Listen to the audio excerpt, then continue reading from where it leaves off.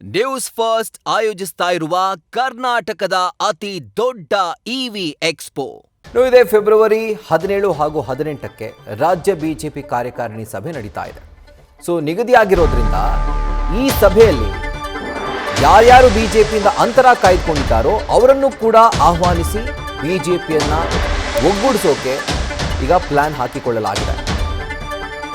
BJP ರಾಜ್ಯಾಧ್ಯಕ್ಷ BY Vijendra ಪಕ್ಷದಿಂದ ಅಂತರ ಕಾಯ್ದುಕೊಂಡಂಥ ಜೊತೆಗೆ ಪಕ್ಷವನ್ನ ಬಿಟ್ಟು ಅದರ ಚಟುವಟಿಕೆಯಿಂದ ದೂರ ಇರುವಂತಹ ನಾಯಕರನ್ನ ಒಗ್ಗೂಡಿಸೋದಕ್ಕೆ ಮರಳಿ ಮತ್ತೆ ಆಕ್ಟಿವ್ ಪಾಲಿಟಿಕ್ಸ್ಗೆ ಕರೆತರೋಕೆ ಇವರು ಸಿದ್ಧತೆಯನ್ನು ನಡೆಸಿಕೊಂಡಿದ್ದಾರೆ.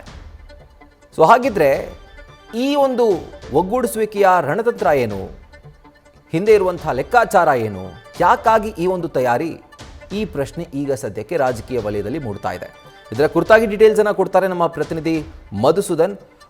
ಈಗ ಬಿಜೆಪಿ ರಾಜ್ಯಾಧ್ಯಕ್ಷರು ಈ ಒಂದು ಪ್ಲಾನ್ಗೆ ಮುಂದಾಗಿದ್ದಾರೆ. ಅಂದರೆ ನಾಯಕರನ್ನ ವಾಪಸ್ ತಂದು ಆಕ್ಟಿವ್ ಪಾಲಿಟಿಕ್ಸ್ನಲ್ಲಿ ತೊಡಗಿಸಿ ಅವರ ವಿಶ್ವಾಸವನ್ನ ಗಳಿಸಬೇಕು ಅಂತ ಹೇಳಿ. ಬಟ್ ಇದರ ಹಿಂದೆ ಅಡಗಿರುವಂತಹ ತಂತ್ರ ಏನು ಅಂತ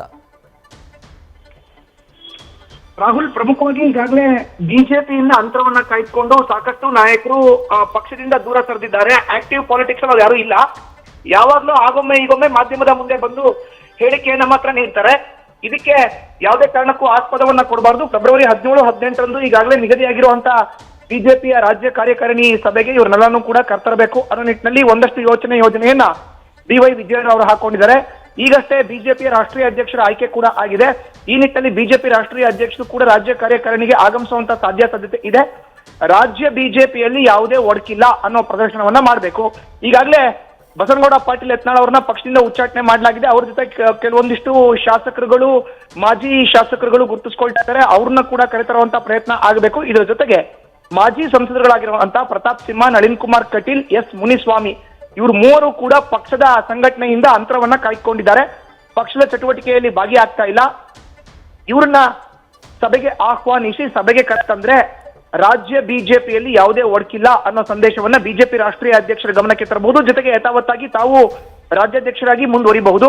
ಇನ್ನು ರಾಜ್ಯದಲ್ಲಿ ಎದುರಾಗುವಂತ 2.5 ವರ್ಷಗಳ ಮುಂಚೆ ಭವಿಷ್ಯದಲ್ಲಿ ಎದುರಾಗುವಂತ ಸಾರ್ವತ್ರಿಕ ವಿಧಾನಸಭಾ ಕ್ಷೇತ್ರದ ಚುನಾವಣೆ ಆಗಿರಬಹುದು, ಈಗ ಎದುರಾಗುವಂತ ಗ್ರಾಮ ಪಂಚಾಯತಿ, ತಾಲೂಕ್ ಪಂಚಾಯತಿ, ಜಿಲ್ಲಾ ಪಂಚಾಯತಿ ಜೊತೆಗೆ GBA ಚುನಾವಣೆ ಆಗಿರಬಹುದು, ಇಲ್ಲೆಲ್ಲ ಕಡೆ ಕೂಡ ಒಗ್ಗಟ್ಟಿನ ಮಂತ್ರವನ್ನ ಪ್ರದರ್ಶಿಸಬಹುದು ಅನ್ನೋ ನಿಟ್ಟಿನಲ್ಲಿ ಲೆಕ್ಕಾಚಾರವನ್ನ ಹಾಕೊಂಡು BY ವಿಜೇಂದ್ರ ಅವರು ಈಗ ಪಕ್ಷದಿಂದ ಅಂತರವನ್ನ ಕಾಯ್ದುಕೊಂಡಂತ ಮಾಜಿ ಸಂಸದರುಗಳು, ಮಾಜಿ ಶಾಸಕರಿಗೆ ಆಹ್ವಾನವನ್ನ ಕೊಡ್ತಾ ನೇರವಾಗಿ ಅವ್ರನ್ನ ಸಭೆಗೆ ಕರೆತರಿಸೋ ಅಂತ ಪ್ಲಾನ್ ಅನ್ನ ಮಾಡ್ತಾ ಇದ್ದಾರೆ ಅಂತ ಉಲ್ಲೇಖ ಮಾಡಬಹುದು.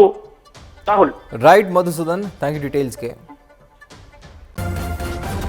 ನ್ಯೂಸ್ ಫಸ್ಟ್ ನಿರ್ಭೀತಿಯಿಂದ ನಿಮ್ಮ ಪರವಾಗಿ.